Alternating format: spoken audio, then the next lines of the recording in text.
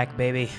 Back for another week of whiskey reviews.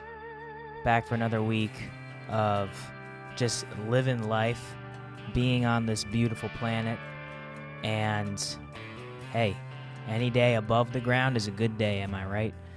So welcome to episode 117 of Who Gives A Dram. I'm very happy to be here today. I am your host, Connor.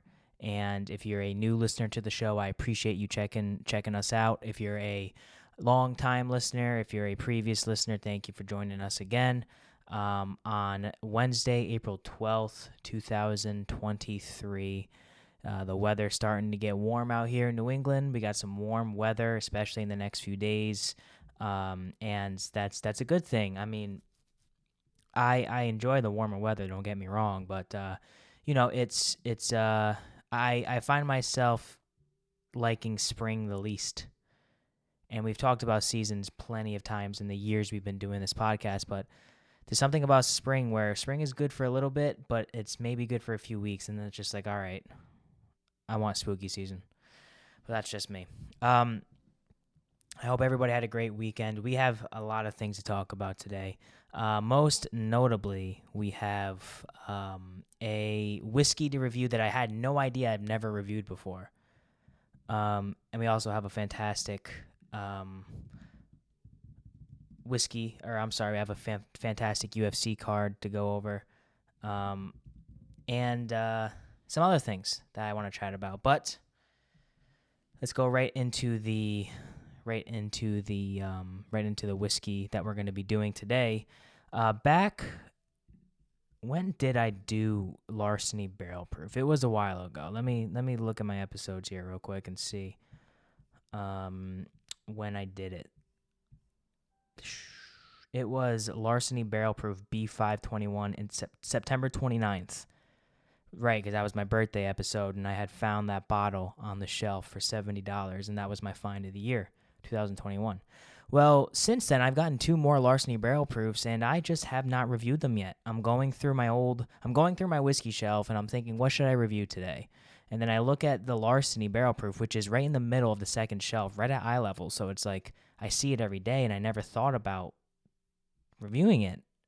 And I guess that thought has been going through my head for years because I haven't done this newer Larceny Barrel Proof option, which is C921, Larceny Barrel Proof C921 here for those watching on YouTube. I've just never done it before. I've never done a review on it. I've had it for years now, and I've drinking a little bit of it. I try to savor these because I do thoroughly enjoy them, but I haven't done it. So today we are going to do for no other reason than it was sitting right in front of my face, a review of Larceny Barrel Proof C921. I also have one more Larceny Barrel Proof that we'll do at another time, but I wanted to do this because this came out in September of 2021, so it's fairly old now. I've had it for well over a year, so it's been cracked open for a while, and I want to explore some barrel-proof wheated bourbons. It's a warm day, and wheated bourbon is usually the go-to on a warmer day. Not necessarily barrel-proof, but beggars can't be choosers. And the great thing about Larceny Barrel Proof is that the mash bill is 68% corn, 20% wheat, 12% malted barley. So it's a high wheat, no rye mash bill for a wheated bourbon. And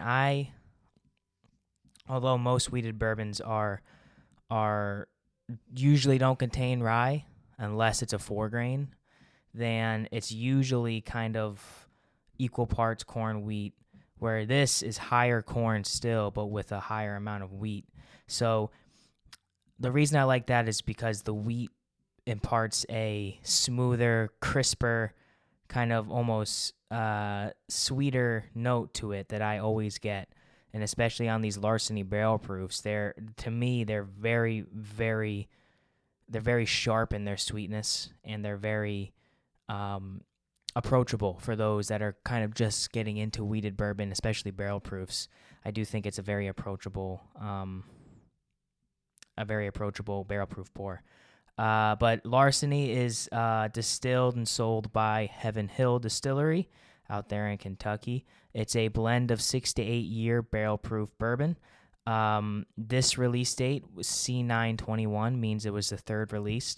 It was the third release, which was September 2021, the third release of that year. It's the same concept as the Elijah Craig barrel proof releases, which is also a Heaven Hill product. So that's exactly what the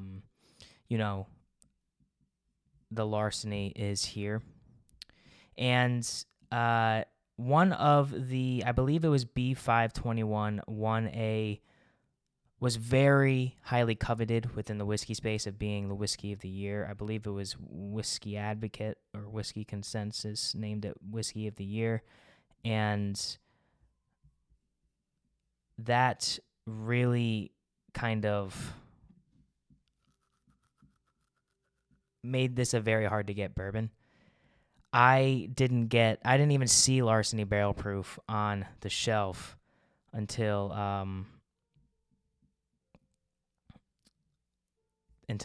September of 2021, and I rarely see it on the shelves now. I do see it a little bit more often, and I think that's because COVID's over and people that were really into whiskey because they had nothing else to do are now back to work, and it's kind of just fallen down a little bit. But those that are into whiskey know that Larceny Barrel Proof is a staple in weeded bourbon, especially a barrel proof weeded bourbon. There's not that many higher proof weeded bourbons that are around. The highest proof Weller is going to go to Weller 107 at 107 proof. Pappy is 107 proof. The Pappy 10 years 107 proof. I mean, it doesn't really get much higher than that. So this C921 clocking in at 61.3% or 122.6 proof is a big deal to me because I do like higher proof when it's done correctly. And by that I mean sometimes barrel proofs are just too much. They're just too hot. It's too much focused on what the final proof number is going to be rather than the quality of what we are being served. So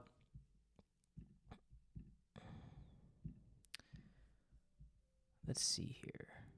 All right. Oh, got a text. Let me exit out of that. Hopefully you didn't hear that ding. But yeah, let's just go right into it. I wanna pour this.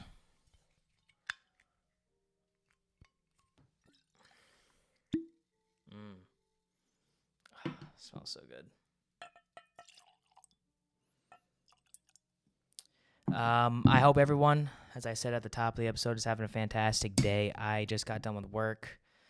Worked from home, so I've been sitting in this same chair all day, really, and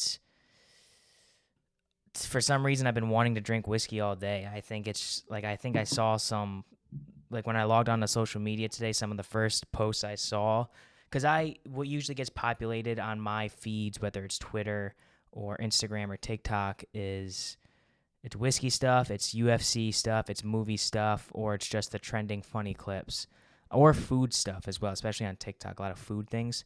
But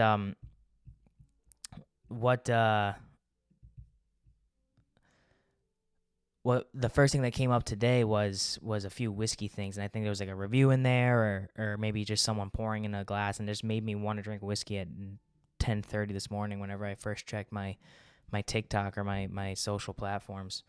One of the things that I really like to do, one of the things that I swear by that makes me feel better than most days, is I do my best to try not to check my phone for at least an hour, if not 2 hours, or as long as I can when I wake up. I think that populating your brain with whatever social media brings, the highs or the lows or both, is just not an appropriate way to start your day.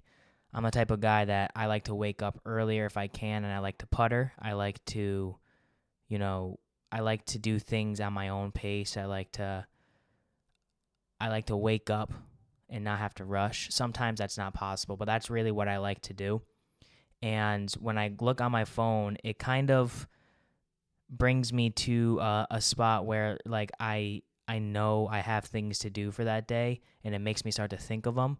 And I just don't want to deal with that in the morning. I'd rather wake up gentle and naturally ease myself into what I have to do for that day. So for those watching, the two things, or honestly, the three things that I would recommend. No. The four things I would recommend if you're a young man, or just not even a young man. I'm just saying that because it's my experience, but a young person that wants to kind of change their morning routines. And I'm big on morning routines. You wake up. I try to wake up early if I can. If I could be up at 6 a.m. every single day, I would be up at 6 a.m. every single day. But I wake up with enough time so I don't have to rush. And the first thing I do is chug water just to rehydrate myself and kind of, get lubricate the machine. And then I will make my bed. I always do that every single morning. I make my bed, even if it takes 2 seconds. I like to neaten things up a little bit, kind of, fluff my pillows, get everything good. And then I don't check my phone most days. I don't check my phone for at least an hour, if not 2 or longer. Sometimes I won't check my phone till like 1 or 2 in the afternoon, especially because I'm on Do Not Disturb. I just won't check my phone. But another thing that I think is important is I try not to drink coffee for at least the first half hour after I wake up, at the very least. If I can go an hour, I can. And don't get me wrong, I love coffee. I drink it every single day. I drink a lot of coffee.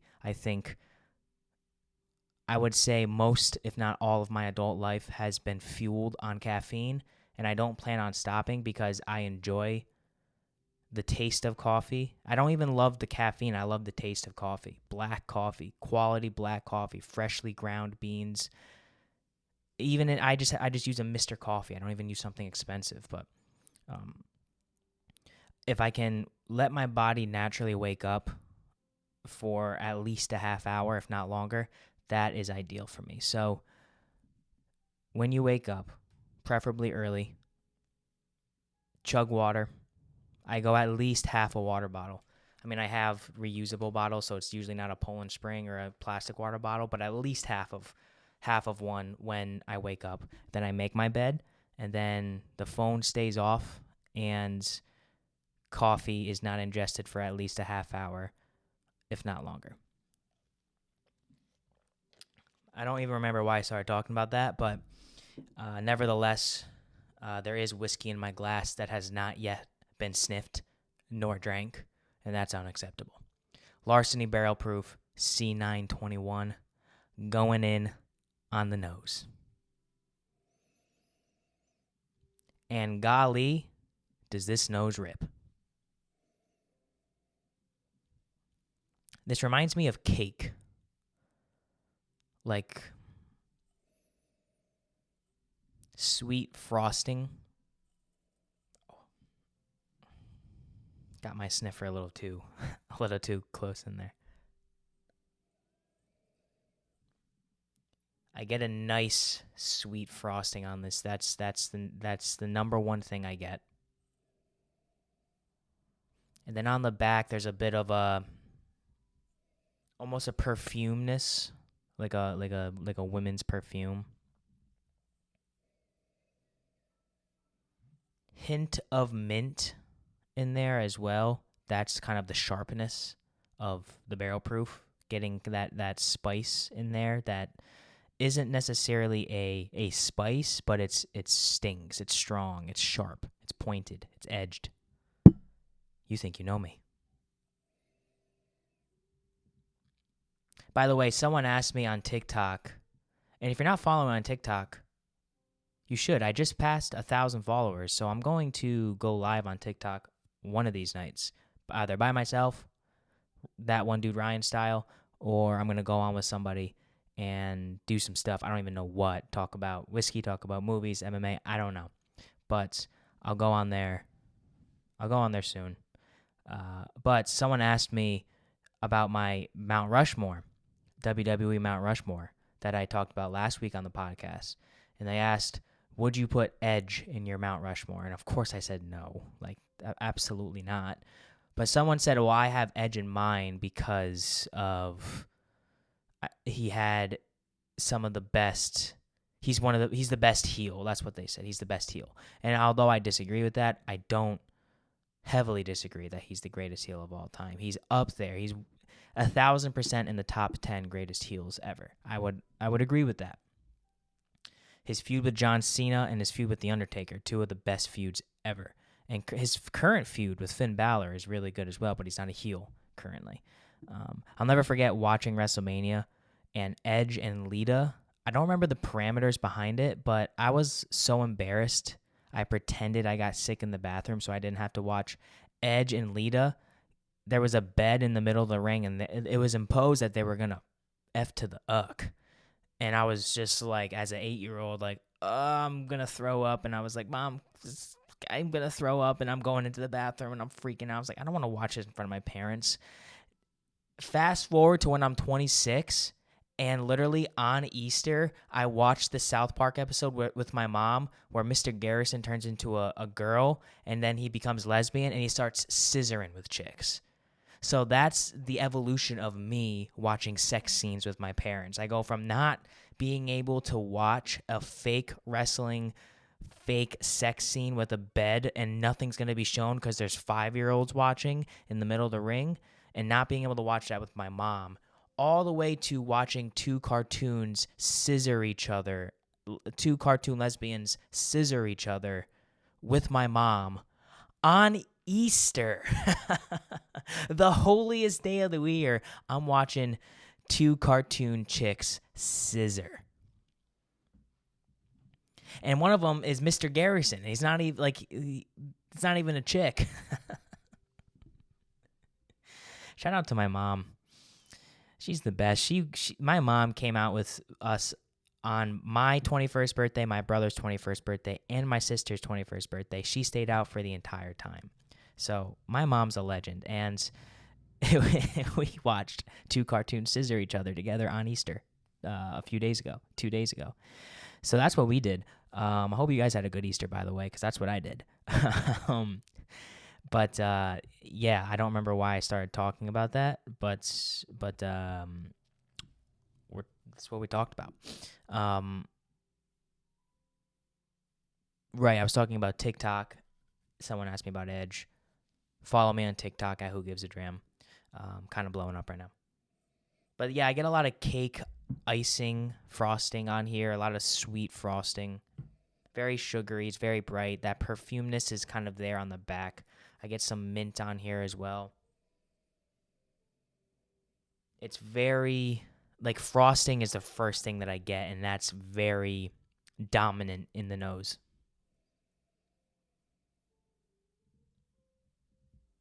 It's very good, though. Like, the nose on here is very inviting, and the thing about weeded bourbons that are higher in proof, they never smell necessarily like they're higher in proof. They smell, you can obviously tell there's a little bit more there, but it never smells like this is, I'm about to sip this, it's 122 proof. This doesn't smell like it's 122 proof, but I can guarantee we'll drink like it's 122 proof. So, with that being said, let's drink some whiskey this week on Who Gives a Dram, episode 117. We reviewed almost 117 different bottles. So I'll drink to that. Cheers. Thank you for tuning in. Larceny Barrel Proof C921.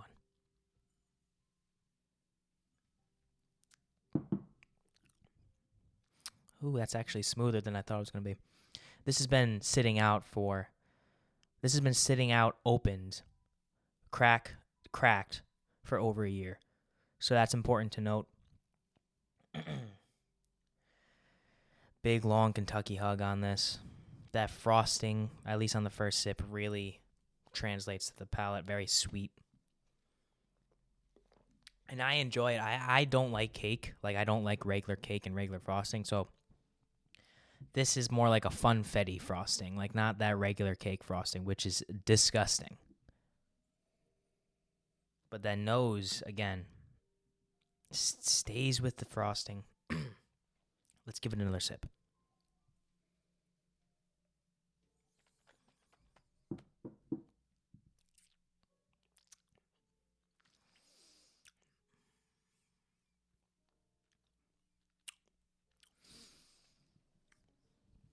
I get more fruit, almost like a fruity cupcake, like a fruit cake.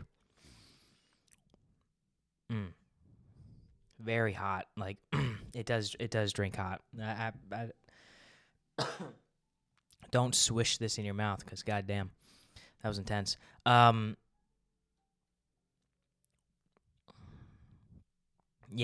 I get a lot of fruit icing on the palate here. I mean, again, nothing that's like that much of a turn off, but man, I'm getting something a bit darker on here though. It's almost like a mapley, a little bit of maple syrup potentially.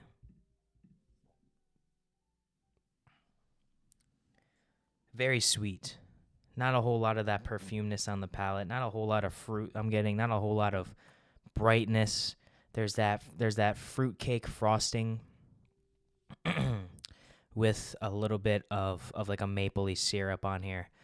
Not overly complex. There's not a whole lot going on here, but what I always like about Larceny Barrel Proof, and I every time I drink this I say the same thing about Larceny Barrel Proof, is that it's the perfect combination of flavor and how the proof influences the flavor. I love to drink these neat because it tells you exactly what it is. For example, 122 proof, without putting an exclamation on it as, oh, this is a barrel proof whiskey. Sometimes you get a lot of oak, you get an overpowering amount of barrel spice, you get this, you get that. This doesn't have that. It has enough to sharpness and edgeness, you think you know me, to it to no one's gonna know what I'm saying if you don't watch WWE, that little quip, that little you think you know me, no one's gonna understand that. But basically that's Edge's theme song. You think you know me. Sorry. Yeah, no, this is it provides just enough to let you know you're drinking a barrel proof, but it doesn't put an exclamation point on it. It just keeps it even keel with the flavor and the proof, and I enjoy that. I think that's I not a lot of barrel proofs do that. Sometimes the Elijah Craig barrel proofs are a little too oaky. They're just a little bit too much. A lot of the times, other barrel proofs, especially if they're getting 130 plus, it's just too much. The only other one that really plays that perfectly and doesn't mess it up is the Stag Junior, or Stag now. That can be upwards of 130 proof and a perfect marriage of flavor and proof. And I feel Larceny does that to a lesser extent. I don't know if it does it as good as Stag does, but this definitely a whiskey that I think has a great balance to it.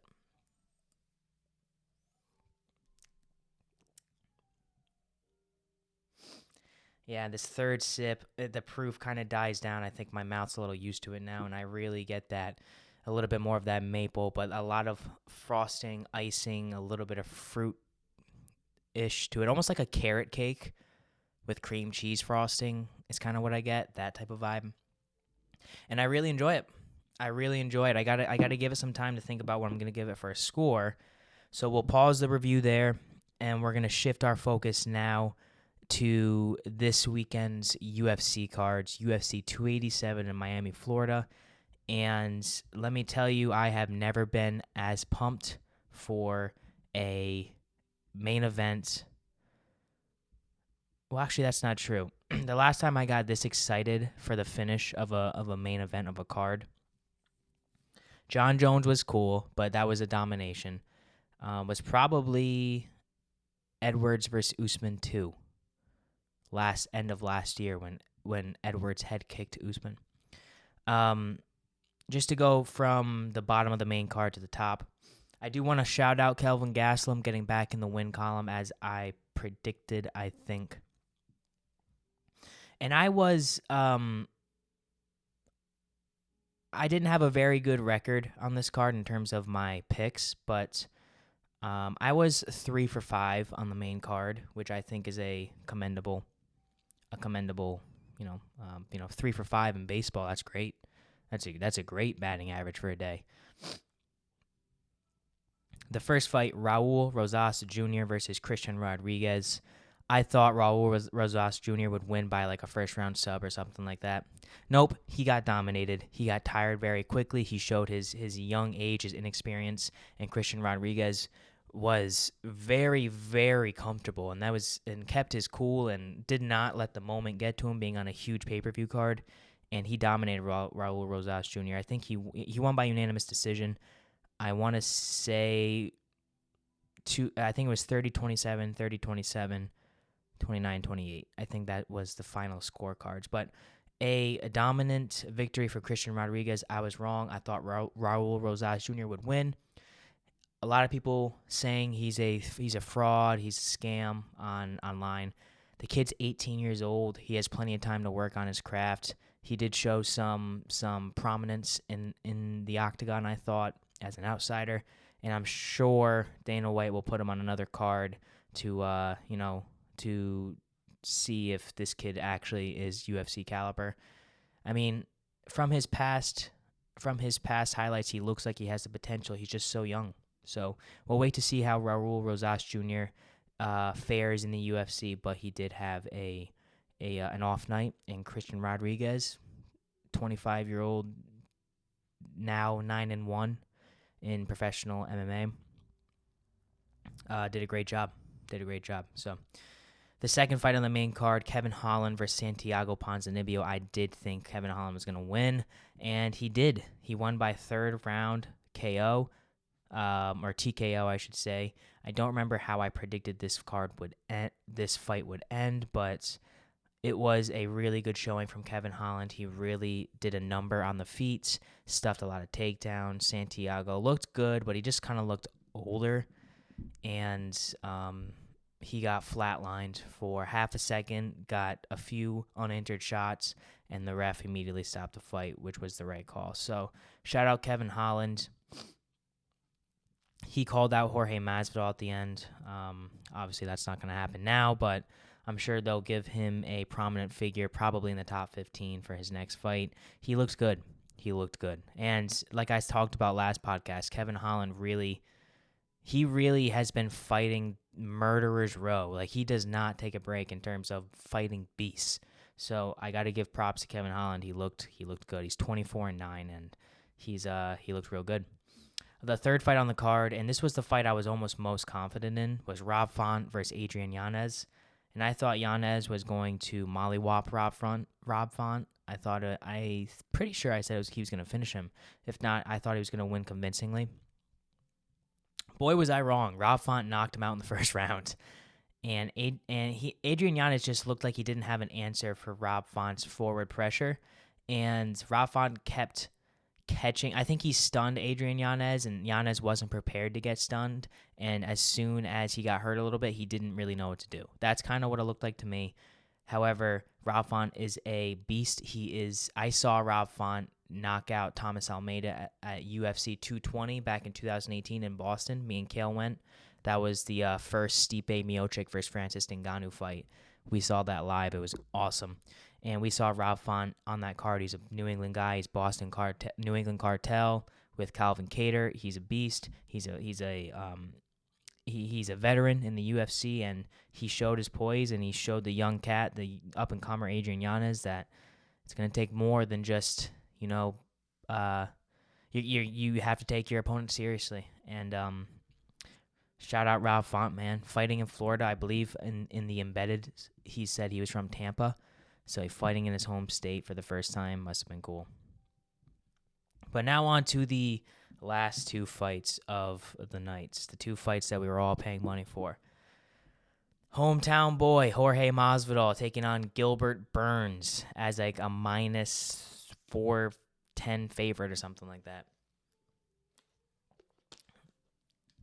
And this was the fight where I said if you're gonna put money on a fight, put it on Masvidal, because if you got an extra $20 lying around, you're gonna turn a pretty good profit because he was such a large underdog. But I told you guys, although I'm telling you that, Gilbert Burns is definitely gonna win this fight, and he did. Gilbert Burns won by a dominant decision. I mean, I think it was 30-27 all the way around. Masvidal just looks like he doesn't have that edge anymore. He's a killer. He's a beast. And I'll always respect Masvidal because he reinvented himself. I do think that shit with Colby Covington is a little suspect. I do think that's some coward shit. But we only know what we saw. Like, we only know what people are telling us. So, although Masvidal is not in a hurry to deny anything and just says, supposedly or allegedly.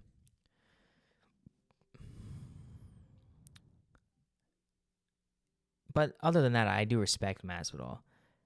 And he really did a number when he was 2019 was the year of Masvidal for real. I mean, he started the year, I think he was coming off a loss to Wonder Boy, I think. And then he started the year by knocking out Darren Till. Then he followed that up with the 5-second flying knee knockout to Ben Askren. Then he followed that up with fighting Nate Diaz for the BMF belt, headlined Madison Square Garden.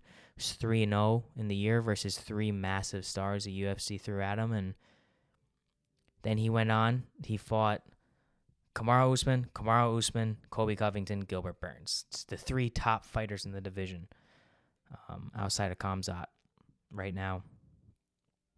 And he did it, man. I wish he would have won because I would have loved to have seen him versus Leon Edwards for the title, but Gilbert Burns is a beast. He does everything correctly. He's good on the feet. He has good defensive skills. He has good takedowns. He has good takedown defense, even though he didn't use it tonight. And he can work on the top. He didn't work as much as I thought he was going to, but Jorge Masvidal definitely put in some work from his back. But Gilbert Burns sometimes can lay on top of you for a little bit. Not as bad as Colby Covington, but he definitely can sometimes. But that was a great fight. It was a great fight for Gilbert Burns, and Jorge Masvidal retired after the fight. And although did he retire though? Like, he didn't. He took his gloves off. He said he didn't have the edge anymore, but he didn't say I retire. He didn't say I'm done. He did say I'll catch you guys later. He never put his gloves on the mat like what is typical when people retire. He did throw one out into the crowd, and he gave another one to some random guy in the octagon to probably keep for some reason. But yeah, that was a pretty lopsided fight. And obviously you want Masvidal to go out on a win. You want everyone who's retiring to go out on a win, but a lot of the times in the fight game, it seems like people fight for like a year or two past their prime before we kind of see it as the audience. It's like, oh, you can't fight the top competition, but they're fighters. They're not going to allow themselves to believe it until it's too late. But shout out to Jorge Masvidal, man. I'll never forget 2019. What a year that was. What a run Masvidal had in 2019. And he really did a great job in getting his bag, getting some highly, highly engaged with pay-per-views. I mean, him versus Diaz was probably the biggest pay-per-view of 2019, maybe at least one of the biggest. Him versus Usman did 1.3 mil. That's huge. That's a huge pay-per-view. That's one of the biggest of all time. So, I mean, like, he's a bona fide star, but just didn't have it anymore. And you feel for him because he was in Miami, and he wasn't even main eventing his own card in Miami, which is kind of a tell there, but it is what it is. But the main event is really, really what gets me juicy. Alex Pereira versus Israel, the last style better, Adesanya. And this fight, I predicted Adesanya would win by decision, and it'd be one of the best performances Adesanya would ever put on in his life. I was wrong, thankfully, because Adesanya ended up winning by knockout about 3 minutes into round 2 or something like that. He knocked out Pereira cold. And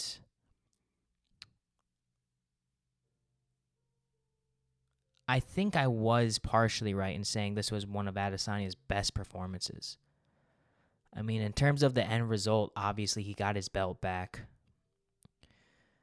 But round 1 was pretty flawless. He did get caught a few times, and Pereira was beating up his lead leg with calf kicks and with leg kicks. And Adesanya seemed to not really have an answer, but he was really getting the better of Pereira on the feet. With his hands, I should say.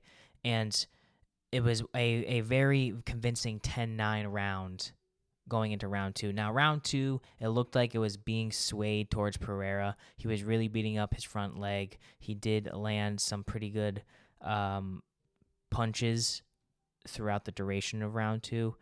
And it looked like Adesanya was done. It looked like he was down and out for the count after he got hit with a leg kick, kind of buckled him. He switched stances, got hit with it might have been into his guard, but it looked like it went through. And then Pereira got Adesanya onto the fence, kind of playing rope-a-dope a little bit. Adesanya was moving, was shucking and jiving, but he wasn't.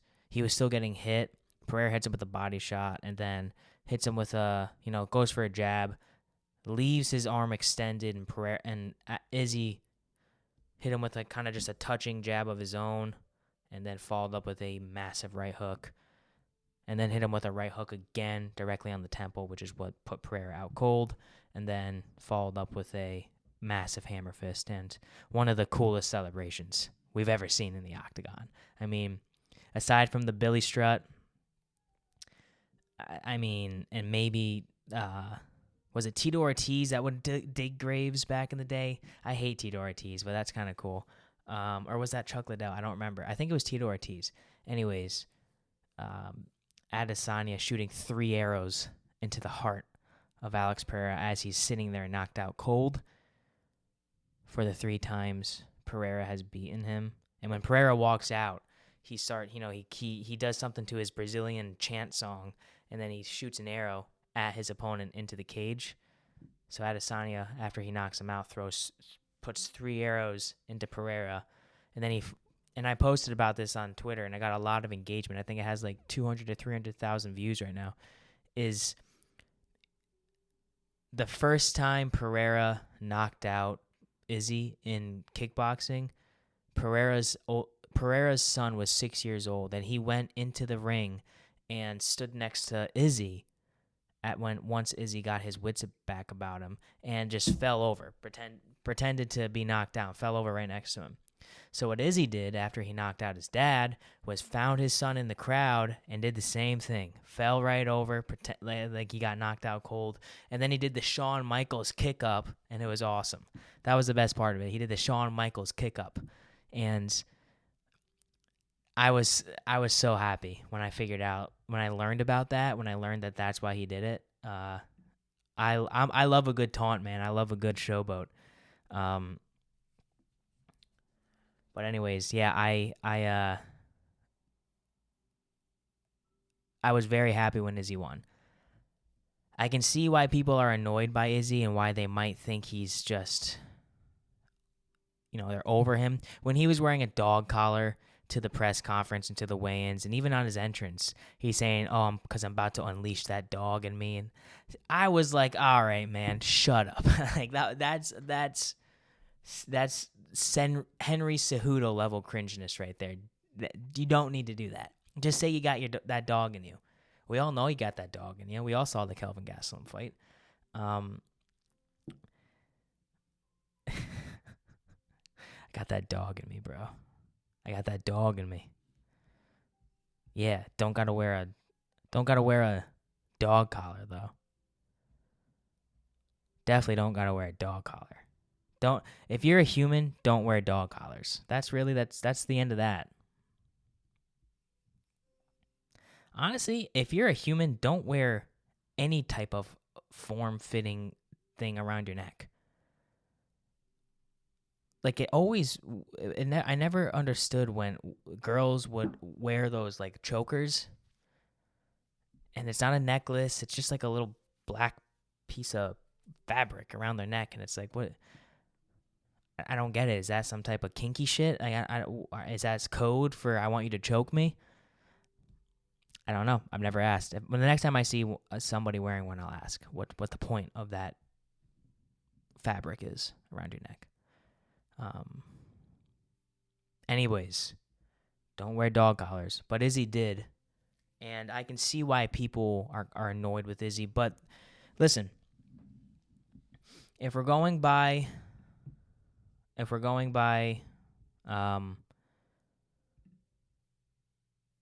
resumes, if we're going by wins, if we're going by championships, if we're going by any of the metrics that we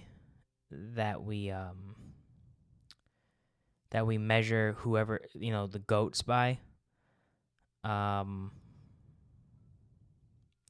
think we really have to start talking about Israel Adesanya in the GOAT conversation. I think that he is definitely up there for greatest middleweight of all time. The problem is you have Anderson Silva as a middleweight too, and it's hard to argue against his resume. But Izzy is up there, dude. I mean, not only is he up there for greatest middleweight, but he's also up there for greatest fighter. Like, listen to this.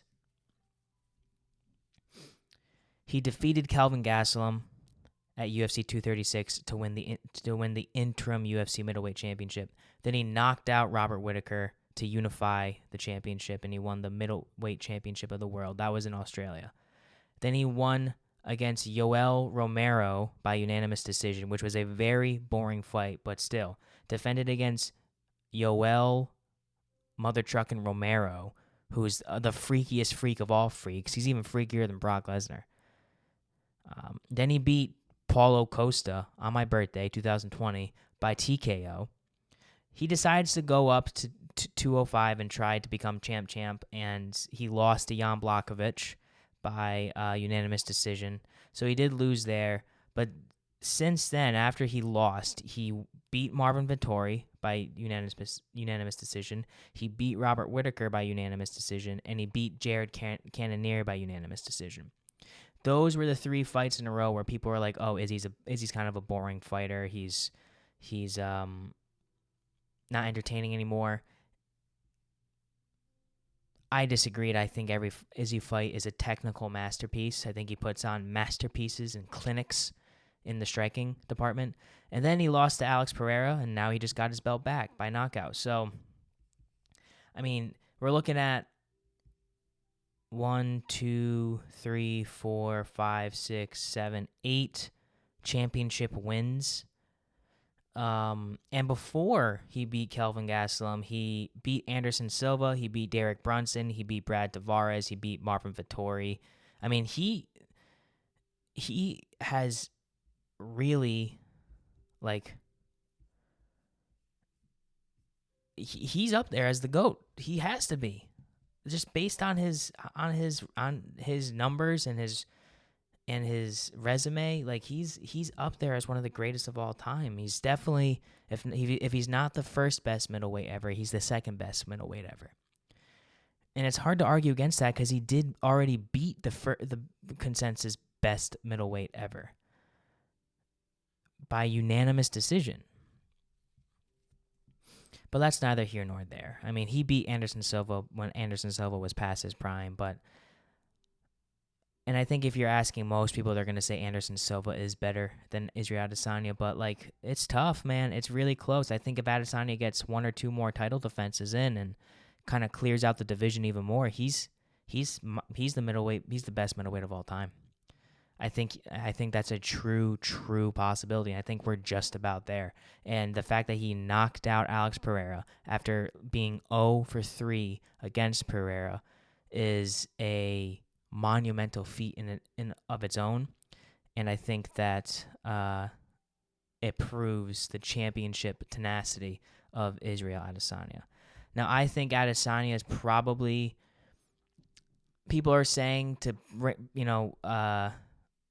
give them the trilogy bout in the UFC, Pereira versus Adesanya 3. I don't think that's going to happen. I think we'll see somebody new fight Adesanya next, probably Dracus Duplessis, or Dracus Duplessis, because Izzy was talking shit about him at the post-fight press conference. And he's not deserving of a title shot, but Izzy's already beaten everybody else, so what else are you going to do? I think Pereira will probably go up to 205 because he's humongous, and I'd love to see him fight Jan Blachowicz or any of the top contenders. Glover Teixeira would be fun. Yuri would be fun once he comes back from injury. But I'm sure Alex Pereira will go up to 205 and fight one of the top contenders up there, and they could really use that star power that Pereira will bring, because 205 is struggling right now. I mean, Yuri is a star. Will be a star. Jan Blachowicz is a very entertaining fighter. The champion, Jamal Hill, or whatever his name is entertaining, but they really need some stars up there, and Pereira will help with that. So I'm sure the UFC wants him to move up to 205, and that's what Dana White said. Anyways, he said that he thought Pereira would move up to 205.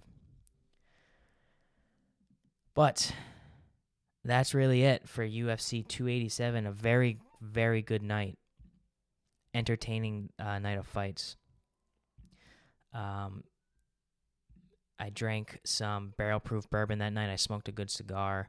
I had a great night. That was a really good night, and I always say I love fight nights. I love knowing that, we got a fight coming up, and it's just gonna be a night of watching human cockfighting, and that's what I love. I love when my Saturday nights are centered around human cockfighting and watching human cockfighting. But I did want to touch on, before we give this whiskey an official rating, the weekend's box office, because John Wick Chapter 4 is down to the number 2 movie in the world.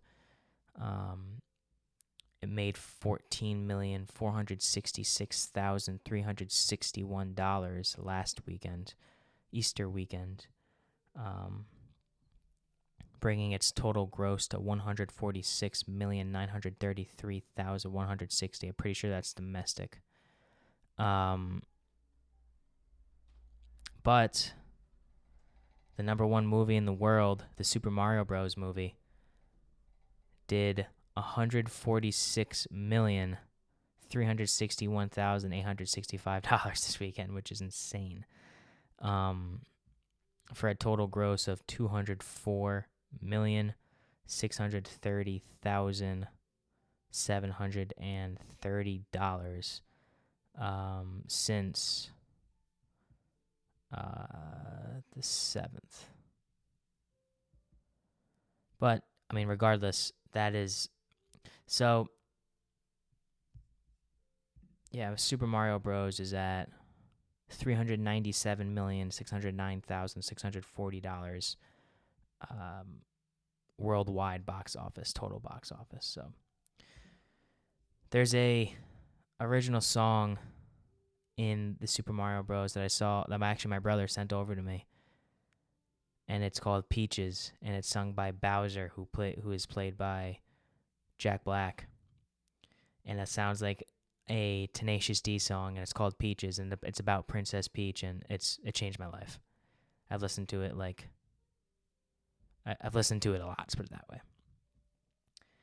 So I do want to see Super Mario Bros. And because we talked about Puss in Boots 2: The Last Wish on this podcast a few weeks ago, I'm really into animated movies now, because I feel like I find them funnier than ever, and I feel like anything that's not Disney is super funny. Like this is a Universal picture, so like I would imagine that this is going to be just it's gonna be funnier than the typical Disney stuff. That's what you think of when with animation. Same thing with not John Wick 2, Puss in Boots 2. But yeah, shout out to the Super Mario Bros. Man, that was I gotta watch that movie, man. I have to watch that. I really want to see Air, which is directed by Ben Affleck. That was the number 3 movie this weekend at the box office. I heard Dungeons and Dragons starring Chris Pine was really good, like sneaky good. So, I love to see movies that you think are going to be bad do good. Maybe not commercially, even though Dungeons and Dragons is doing well commercially. I want to see it do good critically, and Dungeons and Dragons is doing right that. When I saw that trailer, I was like, I don't give a Dungeons and Dragons. Who cares? It's gonna suck. But I think we're finally starting to see a turn, a weekly turn in film from COVID. Like I feel like we're getting back to like a lot of good releases. It's not just pushing out films for COVID or going straight to streaming after 30 days. I feel like the time of people going to watch movies and enjoy movies that aren't superhero movies is finally back. I said it with Creed 3 when it opened up to when it passed 100 million. I said it with John Wick Chapter 4, best action movie I've ever seen. I said it last year with Top Gun Maverick. That is really what brought people back to the theaters. Avatar 2 is $2 billion. Super Mario Bros., highest grossing animated film ever. You have these films making pretty good money. I mean, Air, an independent film, it was produced by Amazon, but directed by Ben Affleck, starring Matt Damon. He had Viola Davis in there as well. I think Jason Bateman's in there too. It has grossed $31 million worldwide so far. That's a movie that a year ago would have done half that. So like, it's just it's a cool transition to see movies back because I love movies. With that being said, I don't really have any more news here today. I did read that they're beginning to film Guardians of the Galaxy. They're beginning to film season 2 of House of the Dragons, which I'm very excited about. And I have been pretty disappointed in The Mandalorian this season. I think it's by far their worst season. Last episode with Jack Black and Lizzo, it wasn't terrible. Don't get me wrong, they're not bad episodes. It just doesn't have the same vibe to it. I feel like they're really rushing this year, and I was into that at first because I thought the story would slow down once it got into the meat and potatoes of the storyline, but it hasn't done that yet, and I think there's 2 episodes left, so we'll see what happens. Nothing's ever going to compare to the ending of Season 2 of The Mandalorian with Luke Skywalker, and that's just going to be an all-time season finale, but that's neither here nor there. We have to rate this whiskey officially. My initial thought is it's on the cusp of a 9.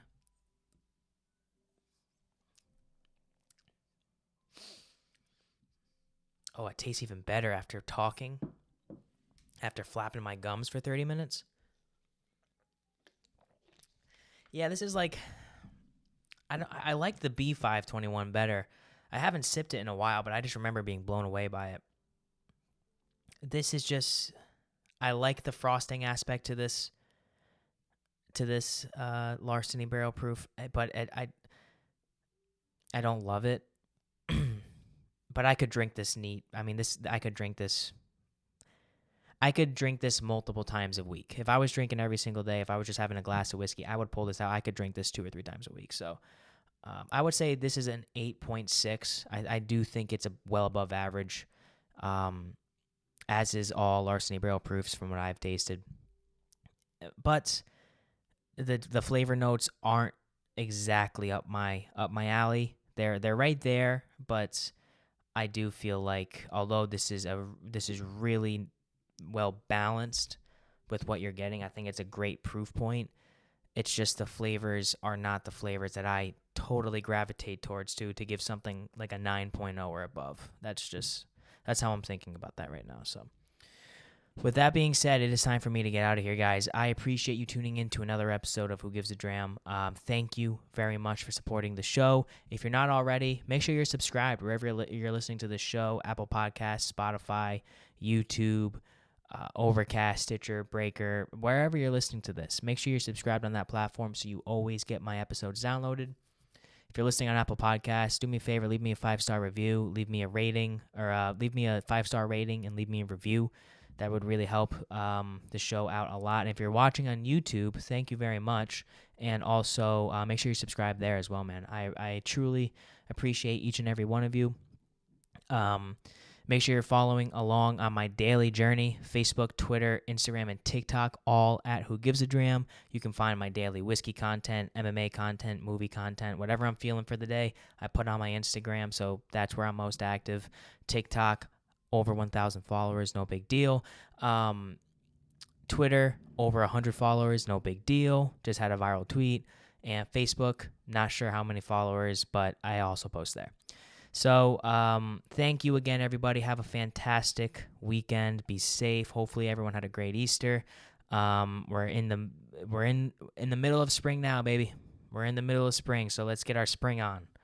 And let's drink some whiskey. Let's have some cigars. Let's have a good time. And yeah, man, I'm just gonna end it now. So thanks again. Always remember, whiskey's the water of life. So let's start living. Cheers, guys.